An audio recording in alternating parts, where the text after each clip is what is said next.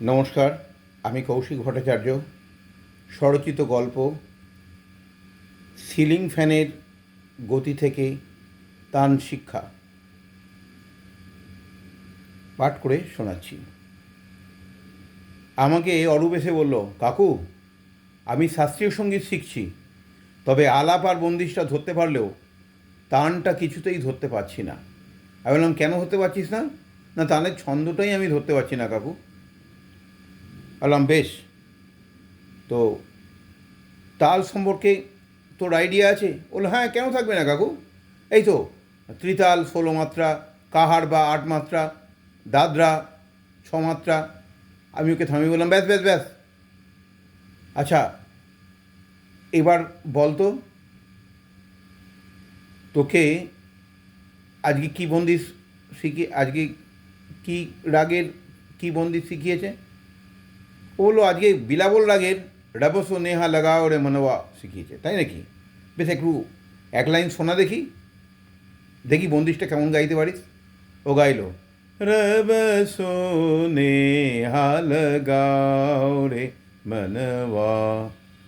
আচ্ছা, এইটা কোন তালে আছে? ত্রিতালে, তার মানে 16 মাত্রায়।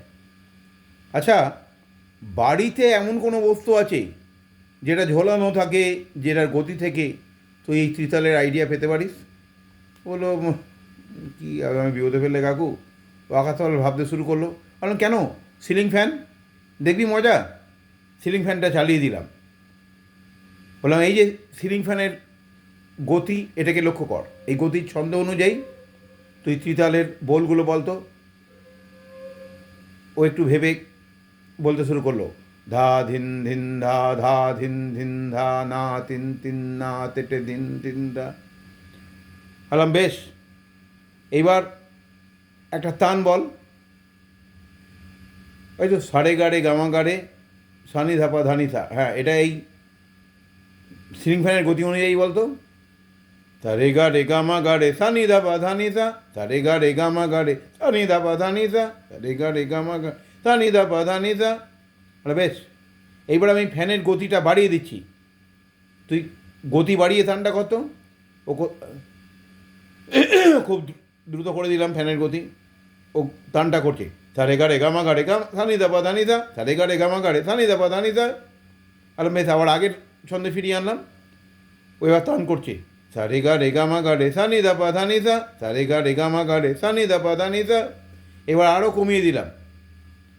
ও তানের ছন্দটাও বদলে দিল, সারে গা রে গামা গাড়ে সানি দাপা ধানি দা, সারে গা রে গামা গাড়ে সানি দাপা ধানি দা। বললাম, কিরে অরূপ, বুঝতে পেরেছিস? এইবার ঠিক এই রকমভাবে অন্যান্য তানগুলোও কর। ও বেশ উৎসাহ পেয়ে অন্যান্য তানগুলোও ওই সিলিং ফ্যানের দ্রুতগতি মন্দগতি অনুযায়ী পরিবর্তন করে গাইতে শুরু করলো এবং শেষে পরিতৃপ্ত হয়ে আমাকে নমস্কার করে বাড়ি ফিরে গেল। আমি ভগবানের উদ্দেশ্যে নমস্কার জানিয়ে বললাম, প্রভু, আমার হৃদয়ের সিংহাসনে বসে তুমি আমাকে অপূর্ব এক ধারণা দিলে। তোমাকে কোটি কোটি প্রণাম।